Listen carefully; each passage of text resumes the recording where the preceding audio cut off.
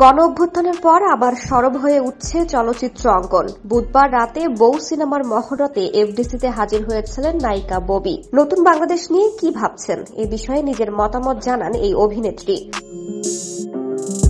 গণ অভ্যুত্থানের পর প্রথম সিনেমা প্রসঙ্গে ববি বলেন, নতুন বাংলাদেশে নতুন এক গল্প নিয়ে দর্শকের সামনে হাজির হতে যাচ্ছি। সামাজিক ও পারিবারিক গল্পে নির্মিত হতে যাচ্ছে সিনেমাটি। আশা করছি সিনেমাটি সবার ভালো লাগবে। এদিন লাল শাড়ি আর নজর কাড়া গহনা পরেছিলেন নায়িকা ববি। রীতিমতো বউয়ের সাজ দেখে অনেকে জানতে চান বিয়ে করছেন কবে। জবাবে তিনি জানান, বর পেলেই। নতুন এই সিনেমা ডিএ তায়েবের সঙ্গে জুটি বেঁধেছেন ববি। এটি নির্মাণ করছেন কে.এ. নিলয়।